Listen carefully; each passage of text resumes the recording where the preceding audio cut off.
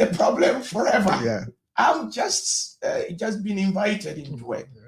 And people, even most counselors, don't even have the time, the privilege of time to help them because they are not willing to give the time. Thank you. But they want a solution. You understand?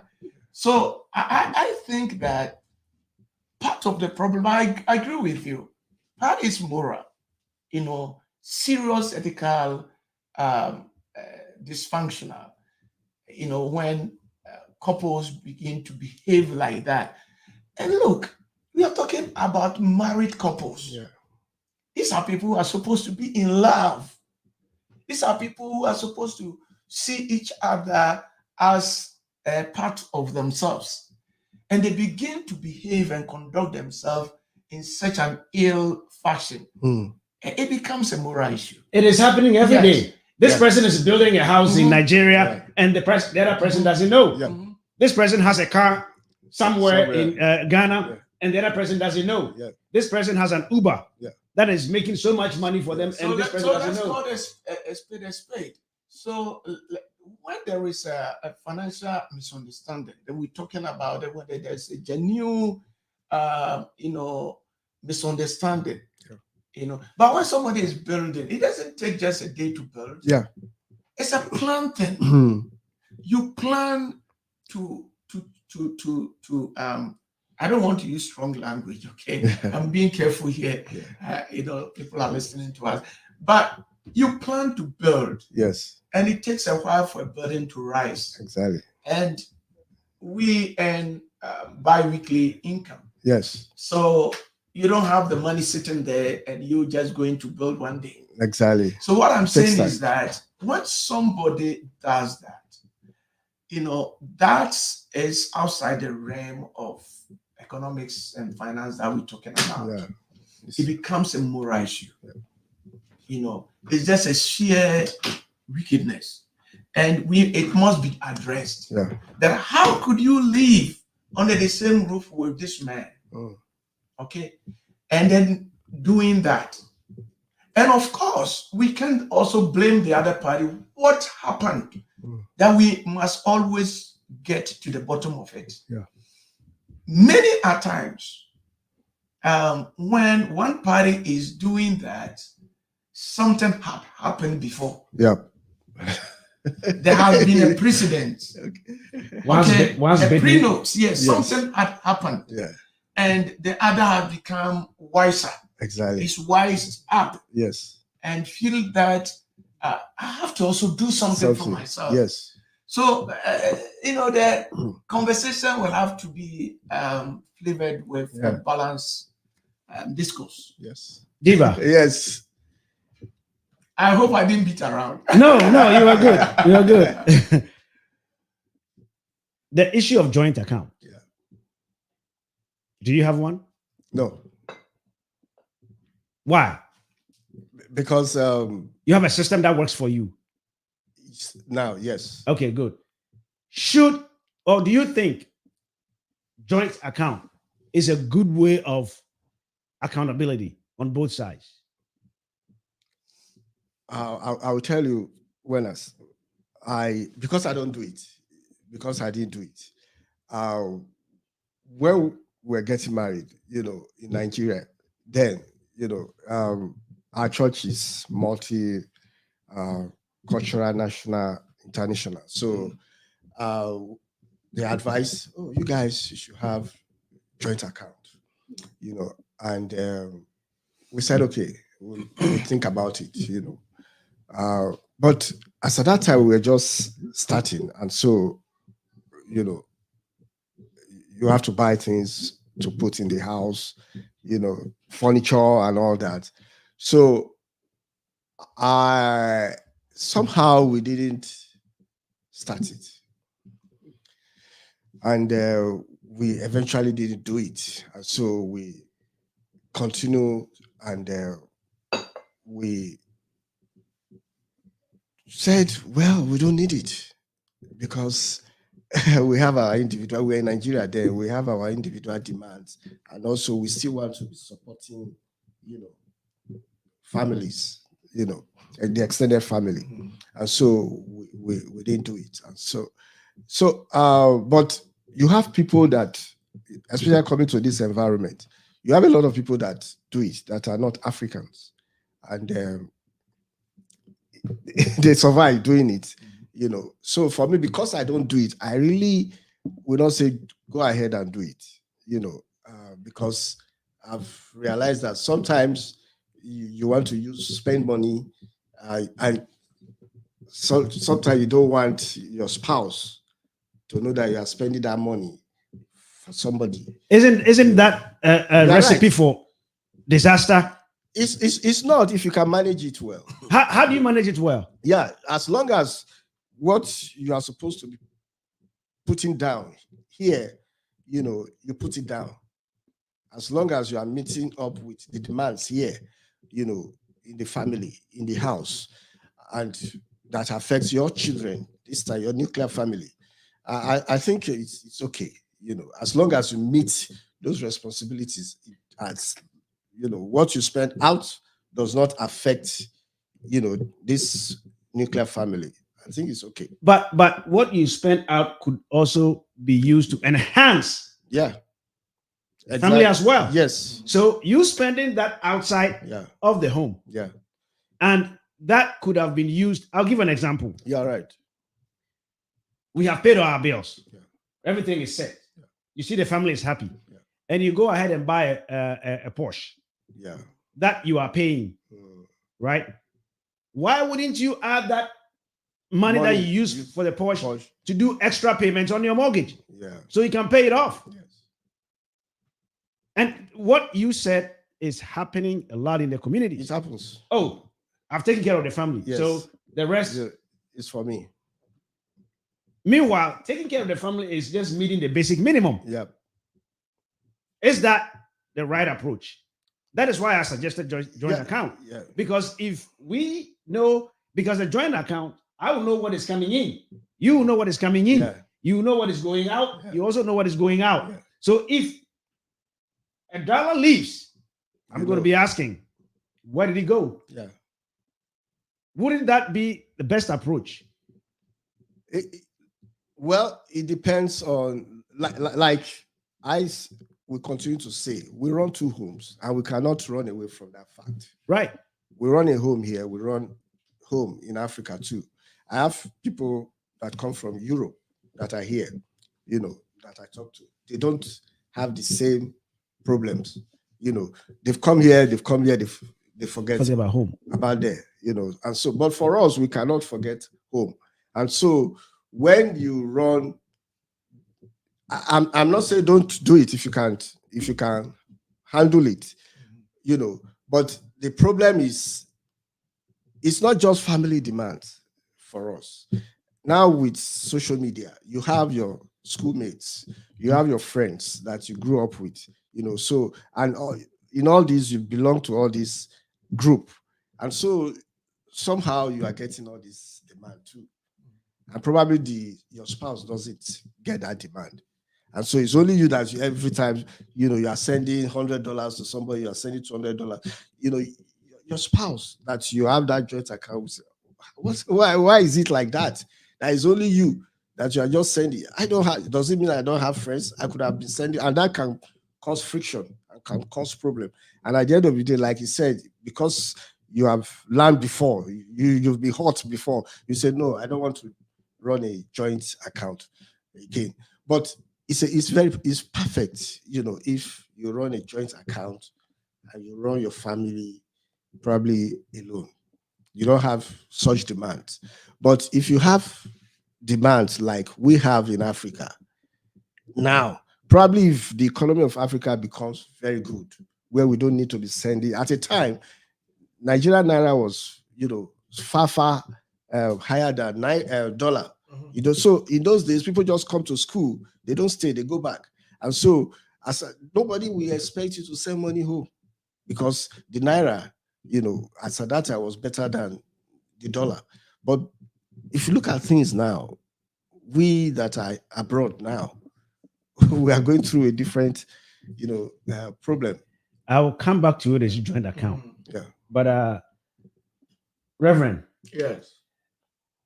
others have also suggested that yes, joint account is good, but you have your separate account, I have my separate account, and let's have a joint account from which all our needs are taken from. Yes. That is also presenting problems because,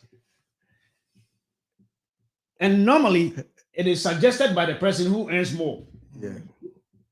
Between them. Yeah.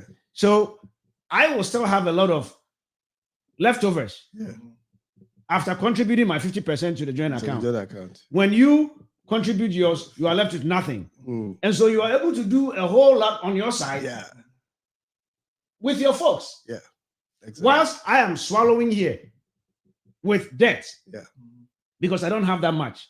And mostly if the woman says, hey, I'm also going to look for a second job, it becomes a whole different ballgame. Yeah. Who's going to be cooking? Yeah. Who's going to be doing this? Yeah. Who's going to be doing this? Yeah. But you have that. Is that fair? Let's address, is that the best approach? Yes and no. Mm-hmm. The thing is that I always want to address the fundamentals. Okay. I think that whichever model you want to use could be helpful. Whichever could be helpful. Thing is, the couple must understand that they are into this together. They are a couple. But they are not. I'm coming. That is why literacy is important. Literal education is they need to understand. If they are lacking this, you see, marriage is an institution. It has to follow a certain principle that it transcends or cut across backgrounds, whether you are religious or not religious. There are basic principles that when two adults decide to come together as a man and a woman to live together in that understanding, they should understand that they are no longer individuals. Yeah. So there has to be, their vision must align.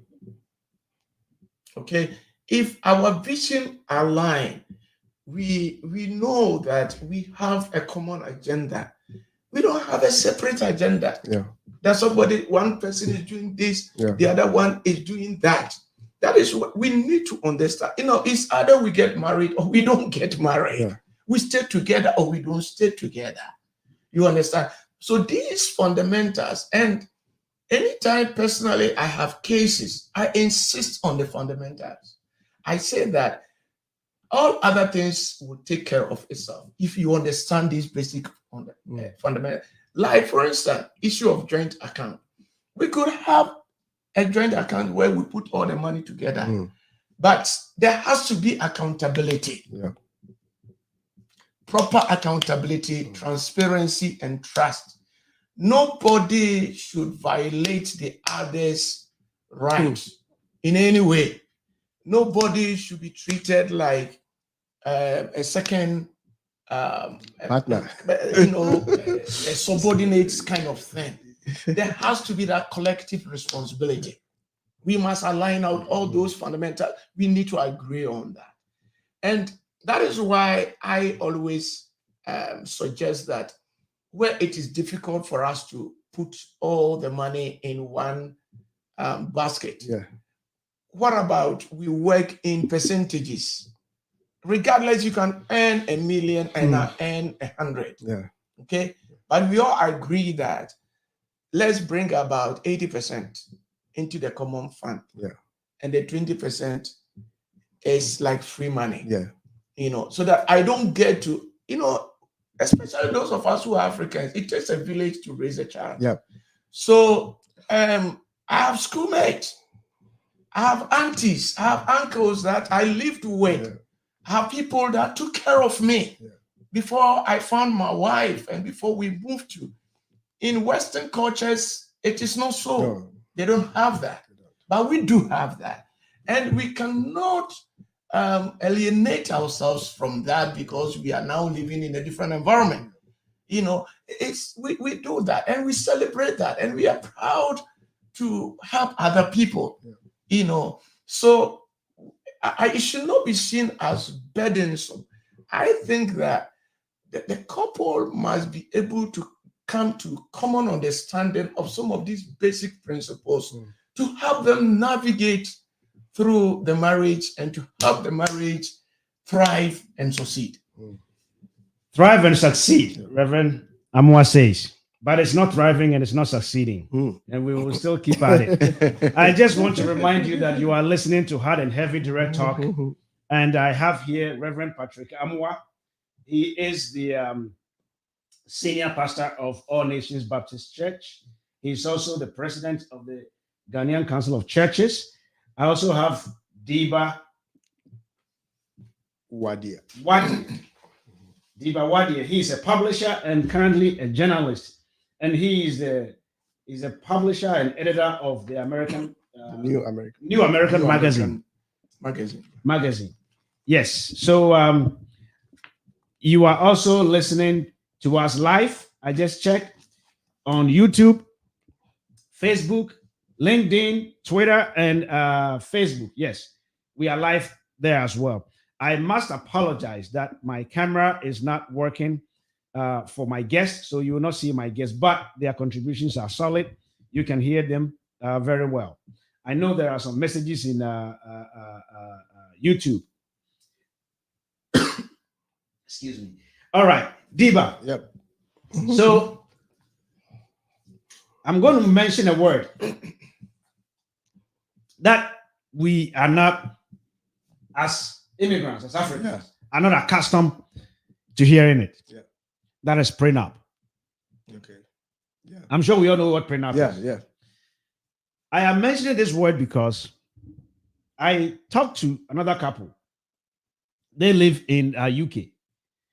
And the guy said, as soon as I saw my wife, we got married, I did my prenup. I told her, she agreed. Why? Because I had lived in the UK for 20-something years. I had acquired a lot of properties. Okay. And she was not part of it. I don't want a situation where in the middle of somewhere she comes in, things happen. The marriage could end and she could claim that she's part of it. She's my wife and so I did it. Now, most of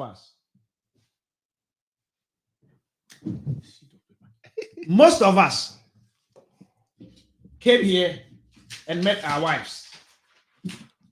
Right? Yeah. Should that be an option? Well, like the person that gave an example, the person had already established himself, and he already has what he has. And so he now decided to go marry from home, And so for that person, I understand. But for a couple like me that we came together, we are starting together, we are beginning again. For us, we might not want to look at that side, but if over time, somebody is making more money than the other person, you understand, it's possible because you have a situation where, either the lady is making more money than you or the man is making more money. And so you now decide to say, oh, why not let us, do a prenup? Fine. But for somebody that is going to Africa to go bring, it's not just for the man, even the lady could have acquired so much, because I know ladies that are here that have already bought their house, but they are still single. So in that situation too, you can say, okay, we are going to sign this, because we don't know what will happen. It's not just for you, but it's for the family, because we are from Africa, so my family could come if anything happens and decide to take everything from you. So let's have this prenup arrangement, in our relationship. So if people are looking at that, people, especially people from Africa, they start looking at that, I don't think it's bad, but because it will bring some kind of responsibility, into that relationship. But if you are going to marry somebody you think you care about, you love, why wouldn't you want the person to also inherit whatever you have acquired? Yeah, because One day when you are not there. yeah, Why that? Because prenup is a Western thing. yeah, that's what I wanted It to is say. not Ours. our culture. Yeah, So if you care so much to be able to spend the rest of your life with this person, but you don't care so much for the person to have a share of your property that you have acquired, what is that imbalance? Isn't that going to bring stress? Because the woman is also coming into the relationship, going to look for hers too, because you have yours. Yeah. Let me just say this. In our culture, we can recognize prenups. It's not kind of legally documented. Written, exactly. But the African cosmology and philosophy, we do That's true. recognize that that is why people die and we have a lot of fights. Yeah. Okay. And the family will insist that, hey, look, the man or the woman had all these things before you got married. And they pay attention to when he came into his life and the fortunes he had before. So it is there. And it's not just a Western thing. So it's always been, and for me, I want to respond to the idea of prenup. I think it's just the just thing. It's just the right thing. And also, it's the right thing. People should do it. I think I will encourage that. If the ideal situation would be you willingly, sharing that, but I do not think that anybody should feel entitled. Reverend, let me get you straight. Yes. You think that people should do prenup? Yes, I do. I do. I think it's just financial, justice. That I have acquired my properties. Yes. Before you. These are mine. Yes. Let's build ours together. Let's get some things straight, okay? To understand the basis and the fundamentals of marriage. We are not into marriage for financial wealth and economic wealth, okay? You are not coming into this marriage because of my wealth. Yes. So why should it be a problem that I say that my wealth is different from our?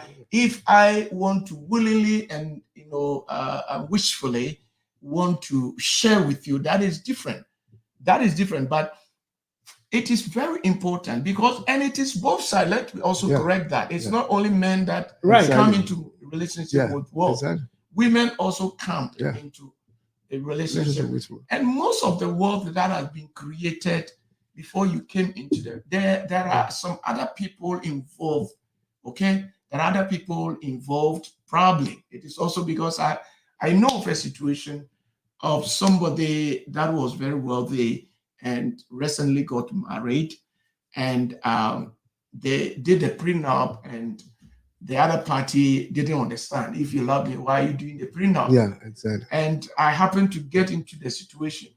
And my question was that, why should that be a problem? Exactly. He was a wealthy man. He's created his fortune.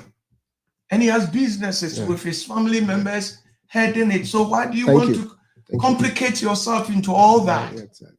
That should sit away, and then the two of you leave. But what if the man is away? The man is no longer on this earth, and the woman is left with a lot of debts from the two of them, bills and all this kind of stuff. What is she going to do? You see, in every country, in every culture, both the written and unwritten, unspoken laws operate.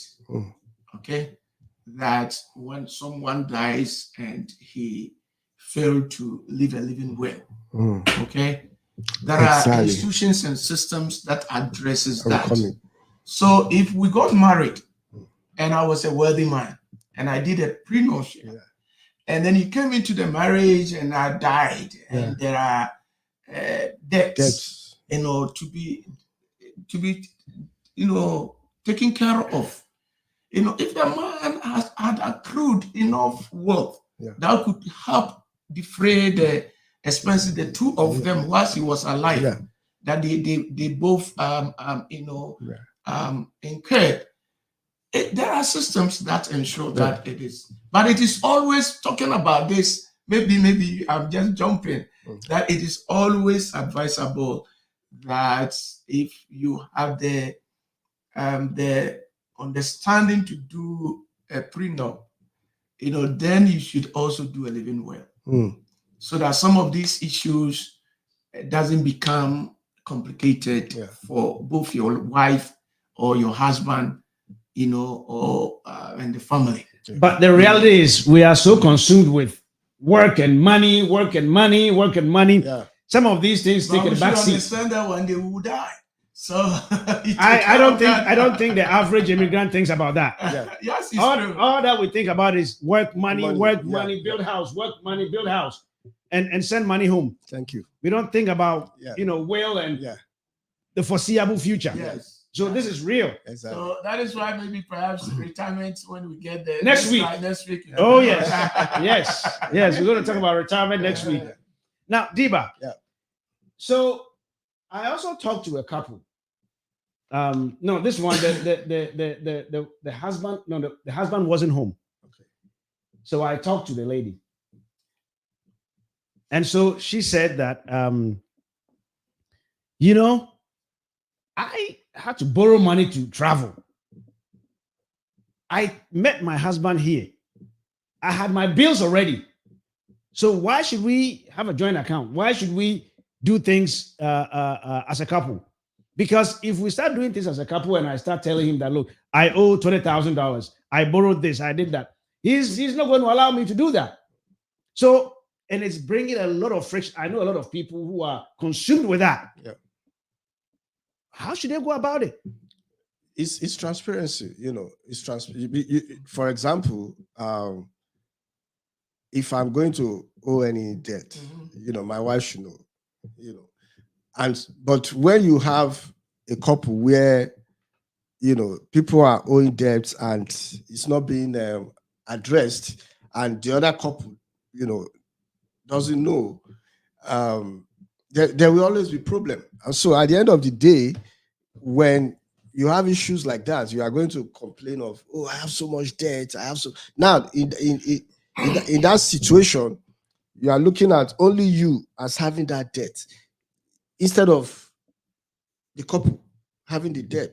So it's only one couple that is having that debt, and so he's going to say, oh, look, I have so much debt. I'm paying for this. I'm paying for car. I'm paying for the other one. So, but when you are transparent, when you are open about it, then you will know that your spouse is owing this, and your spouse need money to take care of some of that things, and so you have to agree with that. But when everybody's hiding whatever, which is happening, which is what is happening, you are right, and you will definitely. How I wish we could continue this conversation. Yes, but this conversation is not going to end with this broadcast, because I know people are going to carry through Facebook, they are going to carry through Twitter and Instagram, and even on YouTube. So we will be carrying on this conversation as we go on. But you have been listening to my guest, but I would want them to have a last word. Reverend Amwa, marriage and finances. Where do we go from here? Yeah, there shouldn't be, finance should not become a curse. It should be something to rather enhance our love and our marriage. And we should understand also, like I said in my earlier statement, that we should understand why we are into this. We are into this marriage because two lovebirds came together. Thank you. We love each other. This is a woman that I love with all my heart. This is the woman that I chose above all other women. This is the man that I've I picked among all other men, and this is the person that I'm living with. I love this individual with my mind and soul and body and everything. So finances, we should be able to overcome. And that is why we are recommending that it is important that couples seek education, they seek help, they seek intervention. There are help all everywhere. Yeah. And once you seek, you humble yourselves to find the time, invest time, into getting help. Finances will be a least of your problems.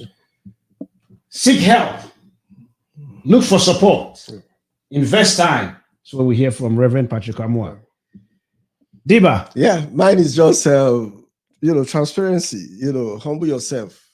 Tell your spouse that let your spouse know what you are earning, and let your spouse also let you know what he or she is earning.